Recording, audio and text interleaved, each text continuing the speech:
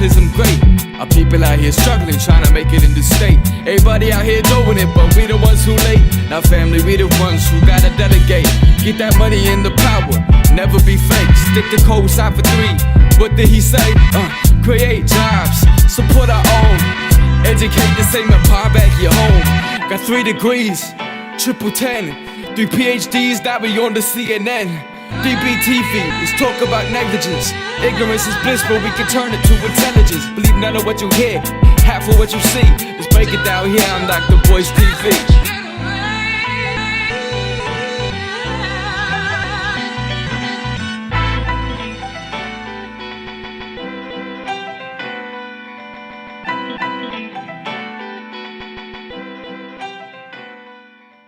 Good day. I'm Dr. Boyce Watkins from Your Black World, the Black Business School, and I want to say hello and do a quick review. I just finished watching this documentary that's on ESPN.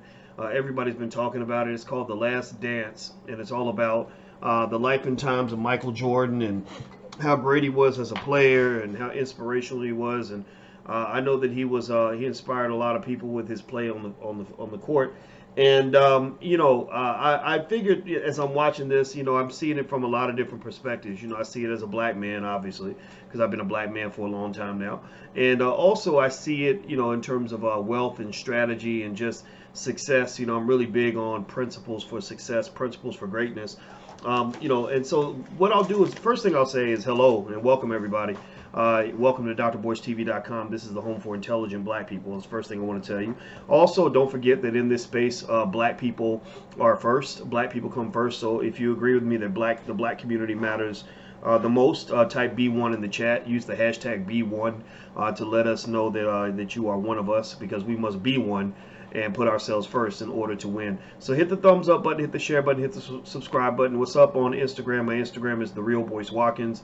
And so follow me on Instagram if you want to do that too. All right, so let me break some of this down. I took some notes. I actually watched this documentary. I was taking notes because I've been studying. I study success on a regular basis. I believe that there are principles that successful people live by that other people don't. And if you don't believe me, if you think it's all based on luck, then you shouldn't be here, because this is not, then what's the point? Like, I mean, if your whole fate and all your outcomes in life are based on what some white man decides to do to you, then I'm not your guy, because I don't believe that shit at all. And so Michael Jordan is a guy, that's fascinating to study as a basketball player, as a human being, because you can see clearly from the very beginning, early in his life, he had principles, and he lived based on a certain set of values that led to him being more successful than other people.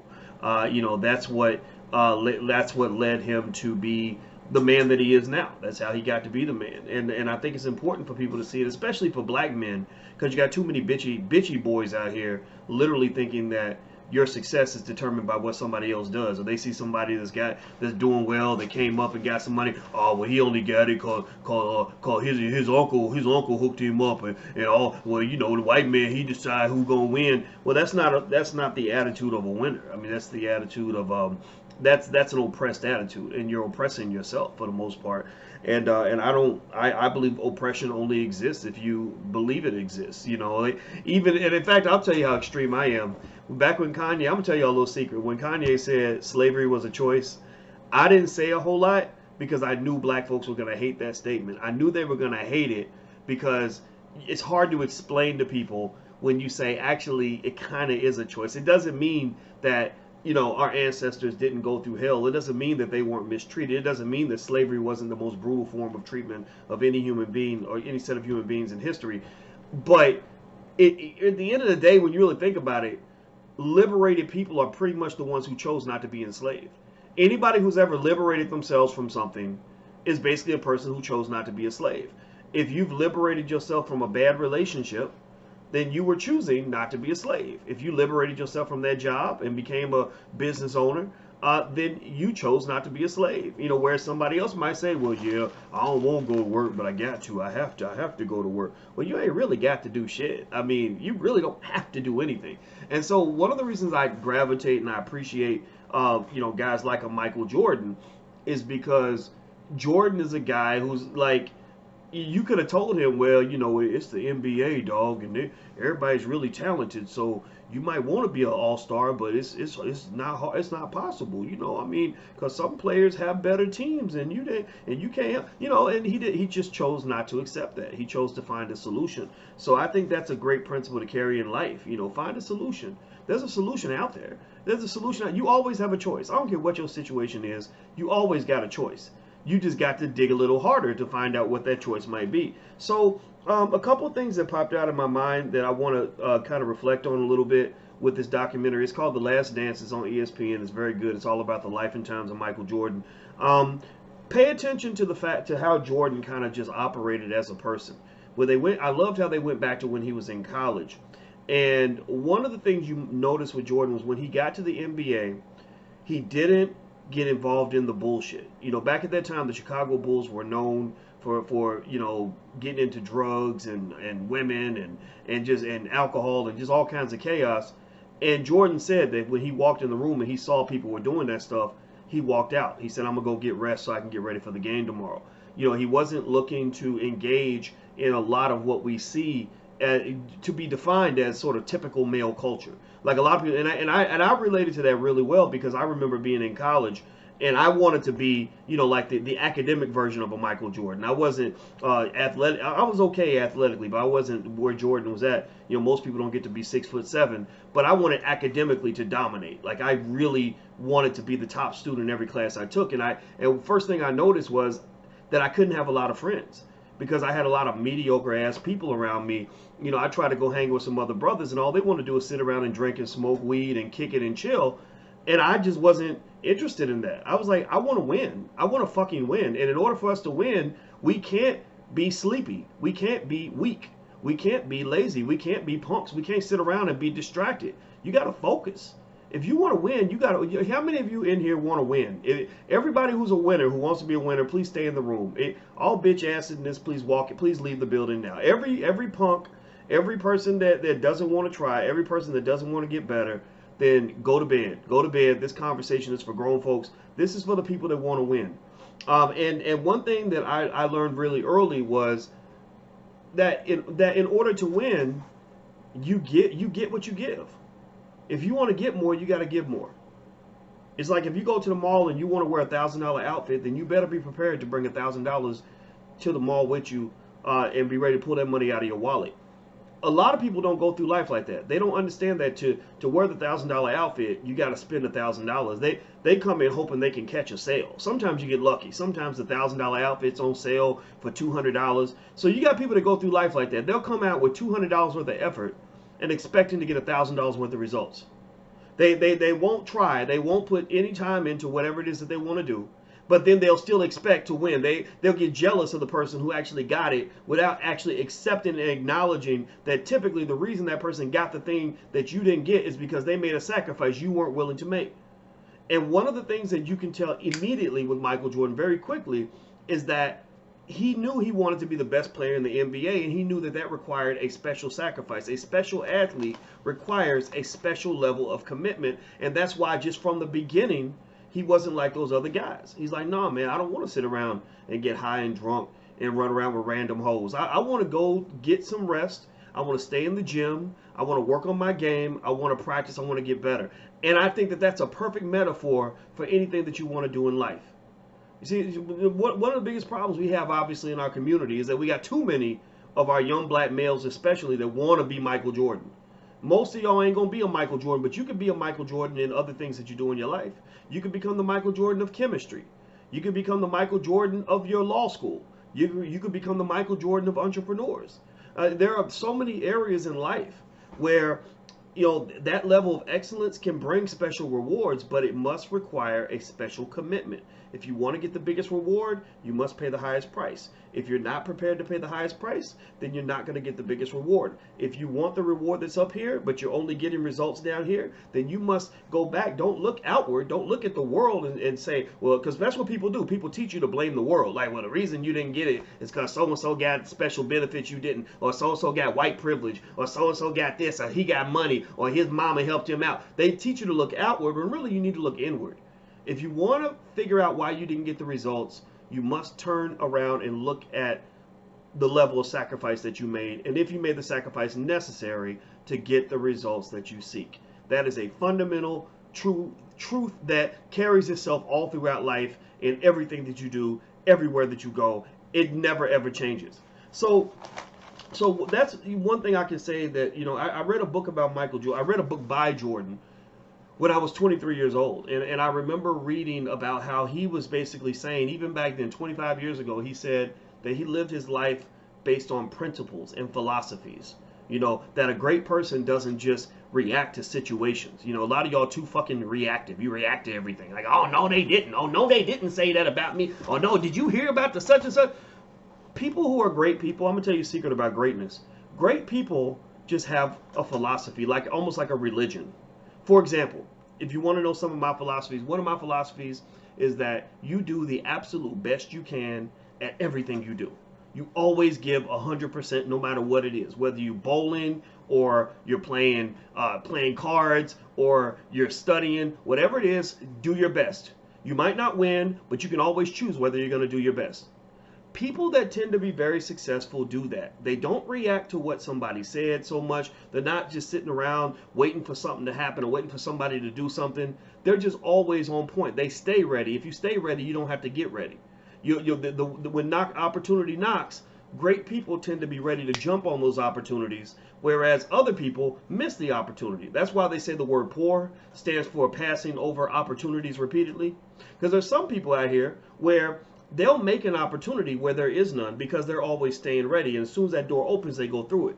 Then you got some people where you can hit them upside the head with an opportunity. You can give them $1 billion opening and they won't even see it because they're not even prepared for it to happen. They're not even ready to receive the opportunity or to pursue the opportunity. You're not prepared. So ultimately, at the end of the day, I'm just gonna tell you, like, that documentary is so great because it's awesome to get insights into the day-to-day choices of a guy who did something that very few people in all of history have ever done.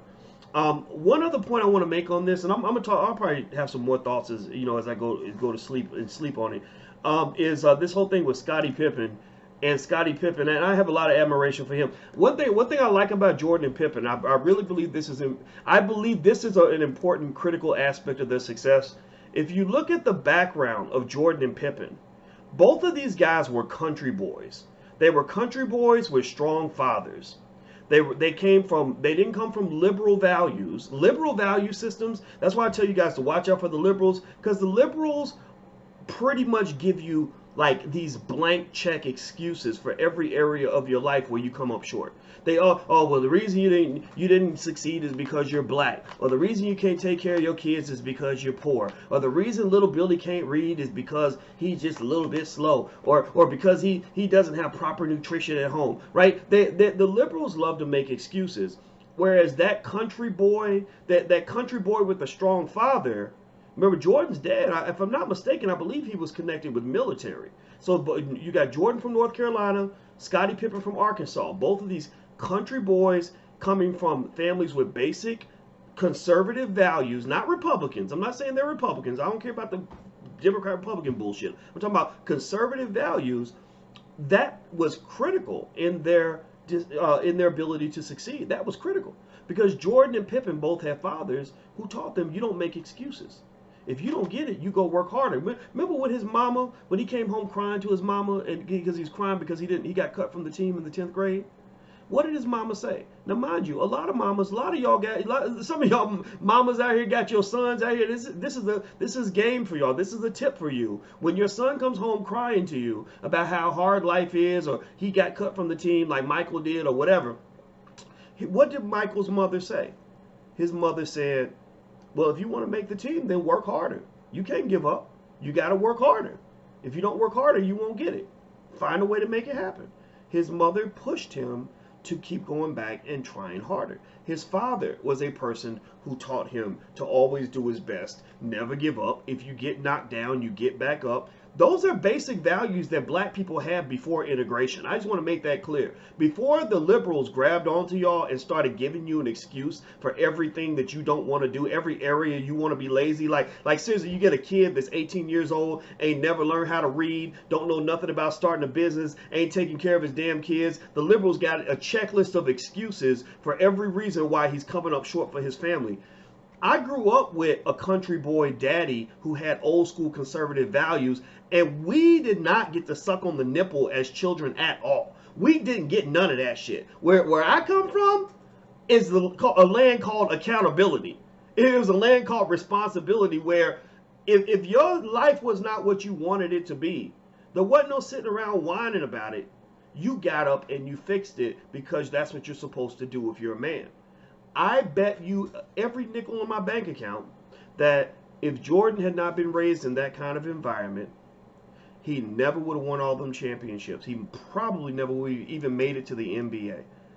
He probably would have, his basketball career might have ended when he got cut from the team in the 10th grade and thought about quitting basketball. Somebody would have coddled him. Oh, come here, baby. It's okay. He said he's traumatized because he didn't make the team. Man, come on, get out of here with that stuff. You know, so I really like that a lot. I thought that, you know, seeing the values of their families, and I think that's why those two gelled, is they both were these country boys sort of going to the big city of Chicago, and they weren't into big city stuff when they got there. Maybe over time, I'm sure, you know, things grow on you or whatever. But when they got there, they were just basic, simple, humble people that believed in hard work and perseverance and toughness, just a type of toughness that is required not just to succeed in a sport. I'm not talking about sports now. I'm talking about life. Like, toughness is required to be successful in life, especially if you want to go to the highest level of whatever it is that you do. That's just me giving you my tip. Hit the thumbs up button, please. If you haven't hit the thumbs up button, if you could do that for me, I would really appreciate that. All right, the last piece I want to throw in here is this. So there was a whole conversation in this first leg of the documentary, first couple of episodes, about Scottie Pippen being underpaid. There was this fat, sloppy asshole by the name of Jerry Krause that was, I think, the general manager of the Bulls. An older Jewish guy by the name of Jerry Reinsdorf, who was the owner of the Bulls. And Scottie and Jordan and the owners were constantly clashing, constantly just, you know, bumping heads. And there was a whole conversation about Scottie being significantly underpaid. Time where they told Michael that he could only play 7 minutes per half because they wanted to lose as many games as possible so they could get a higher pick in the draft. And all these constant conflicts that I thought were really fascinating to watch, because what I was seeing just as a businessman, as a person who understands business, is I see it maybe a little bit differently from some people. I think some people see basketball as a sport. I see the NBA as a business. And what I really saw was a power imbalance that you want to really pay attention to as black people. You see, here you had two guys who literally had to be in the top, that had to be 1 in a million in terms of talent in order to get to the position that they're in. Scottie Pippen had to grow, 7 inches in a year in high school. By the way, in case you didn't know, Scottie and Michael both were too short to play in the NBA. Both of them just lucked out. You know, God blessed them with growth spurts. Michael Jordan's brother Larry was actually the best basketball player in the family. His brother Larry used to kick his ass.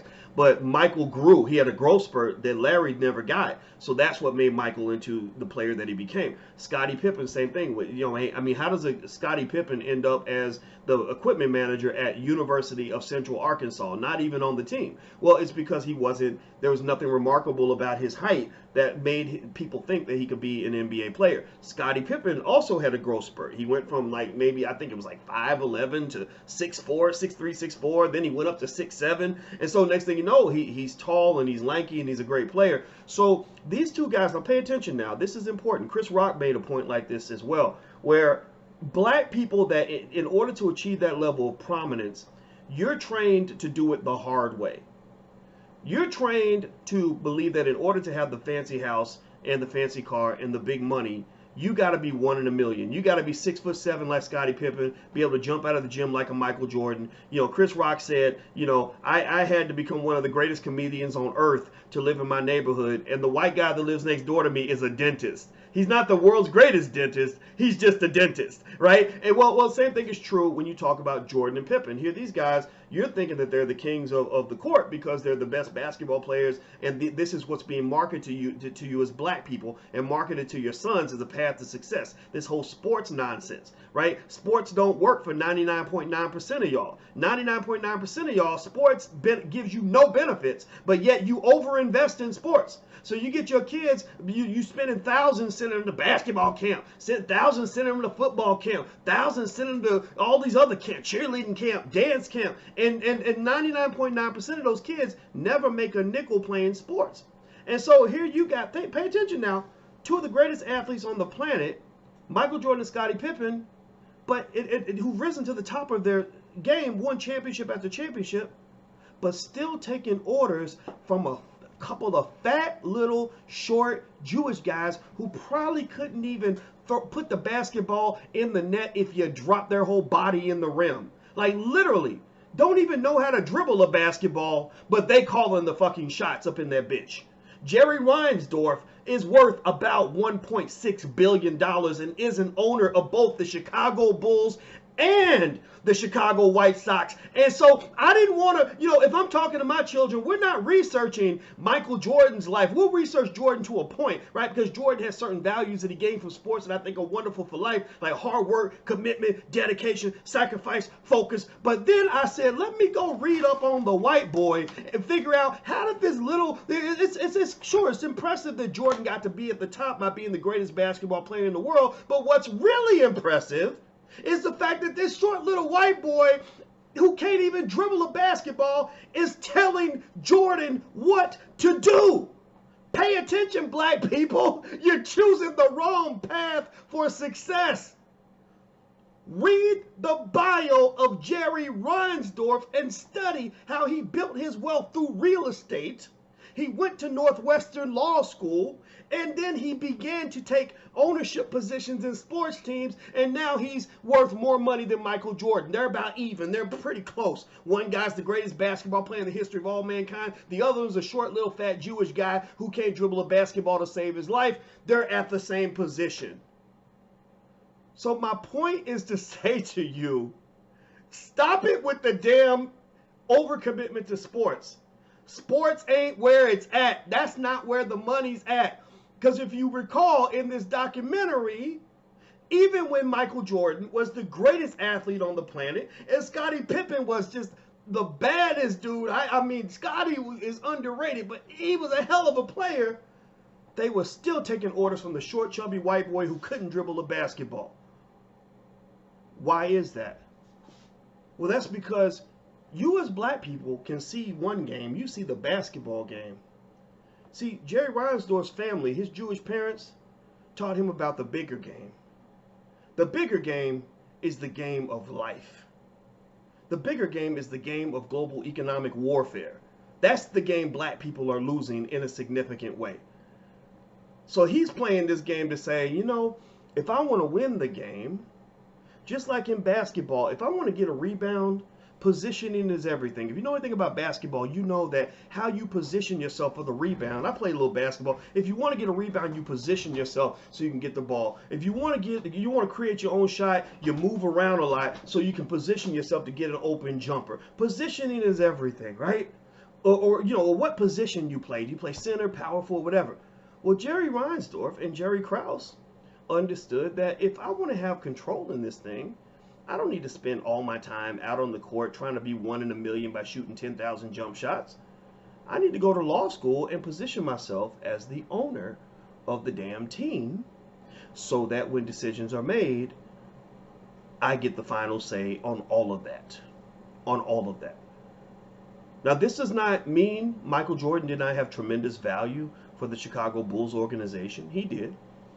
Scottie Pippen and Michael Jordan, they made what I consider some people think they were bad business decisions at the time, but I thought they were actually solid. Scottie said he signed that bad contract because he just wanted financial security. So I think he signed a 7-year deal for $18 million, which made him significantly underpaid. But, and I can understand that, but at the same time, I'm thinking if you're an old country boy from Arkansas, where most people ain't making more than 20 grand a year, I say making $2-3 million a year is pretty good, and I'm okay with the idea of locking that in. Now, if you regret it later, that means you should have made a different decision, but I wouldn't call you stupid if you were happy with that choice. But what I'm going to say to you overall at the end of the day is that as much money as Michael Jordan made, from playing basketball at the highest level that is humanly possible, Jared, the short fat guy in the back office, made 10 times that, and he didn't have to take one jump shot. He didn't have to go to any practices. He didn't have to do anything. So it doesn't mean that there's not risk implied in both choices. It does not mean that everybody didn't have to work hard to get what they had. Jerry Reinsdorf is certainly a significant person. Most white men don't become worth $1 billion. But what I am saying to you is that when we have these conversations in the black community about sports, something that you dominate at, you absolutely dominated sports, you're the greatest athletes in the world, but you must ask yourself, well, why is it, if we're the greatest athletes in the world, why is it that other people are making all the damn money? Well, a lot of it's because you've positioned yourself in the game in an inferior place. You've positioned yourself to be the consistent loser in this big game called life, and other people are reaping the rewards from your hard work. So, when Colin Kaepernick was going back and forth with Jay-Z, and you working for the NFL and you blocking me out, and I want to get a contract with the NFL. I didn't like any of that, honestly, because I just don't understand why black men haven't created their own sports league by this point. I just don't understand it. I'm in more agreement with Ice Cube. Ice Cube created the Big Three. The Big Three is not a big league. It's not making NFL, NBA money, but the NFL and the NBA wasn't making NFL, NBA money when they first got started. Nothing starts off as a full-grown person. No baby has ever been born 6'8", 250 pounds, right? No child has ever been born as a grown man. Like, that would be the most painful birth in history. No, you don't come out of the womb as a full-grown adult. You come out as a baby and somebody nurses you and loves you and values you, and you grow into whatever you're going to become. So the NFL, if you go back and you look at the history of the NFL and the NBA, the people that started those leagues, they were scrubs, barely scraping by. The NBA has had some really, really tough years up until the Magic Bird era. That's one of the things that propelled them. And then Jordan came along and it really took them to another level. The NFL has had some really rough years. The Chicago Bears were purchased for about $500. And within a couple of generations, because they had family members that were thinking about long-term generational wealth, which is something I'm constantly trying to talk to you guys about. Now the Bears are worth, I think $2 or $3 billion. I can't remember if it's $2 billion or $3 billion, but it's $2 billion, $3 billion. Who cares?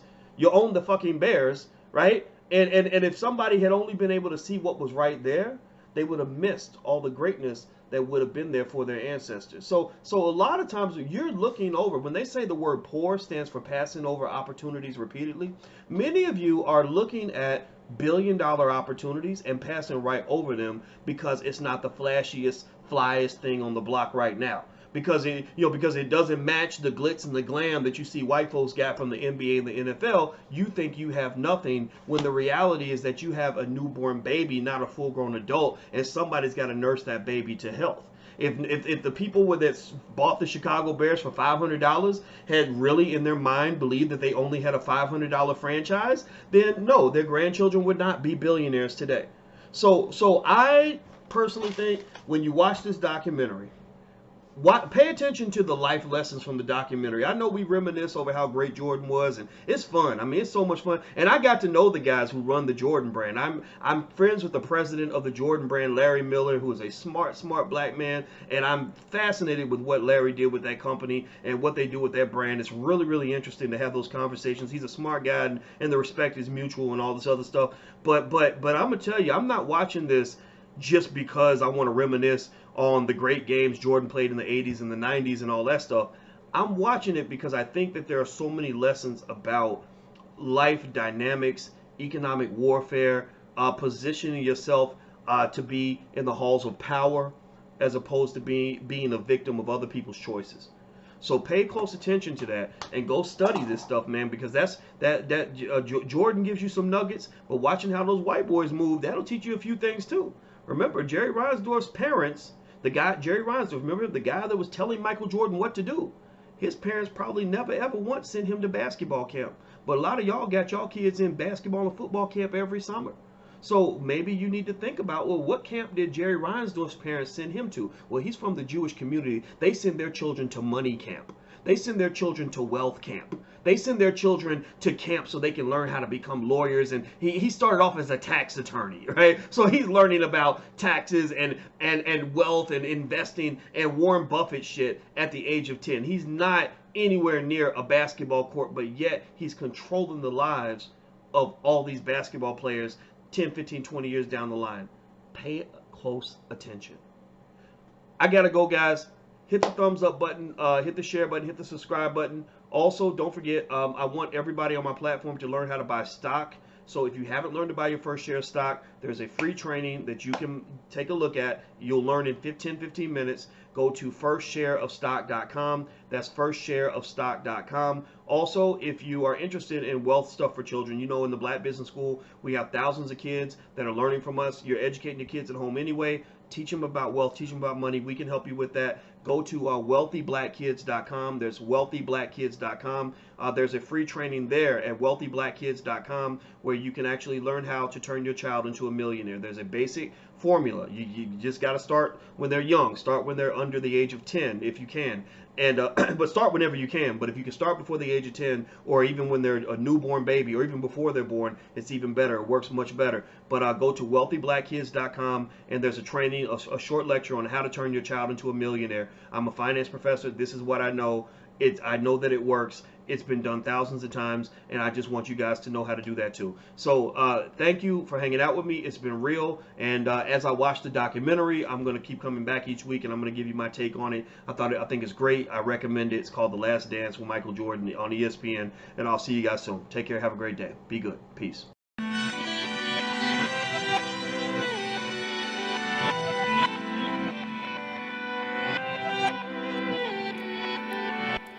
Here we are, clan the isms, cataclysm great. Our people out here struggling, trying to make it in this state. Everybody out here doing it, but we the ones who late. Now family, we the ones who gotta delegate. Get that money and the power, never be fake. Stick the code side for 3. What did he say? Create jobs, support our own. Educate the same empire back your home. Got 3 degrees, triple 10. 3 PhDs, now we on the CNN. DBTV, let's talk about negligence. Ignorance is bliss, but we can turn it to intelligence. Believe none of what you hear, half of what you see. Let's break it down here on Dr. Boy's TV.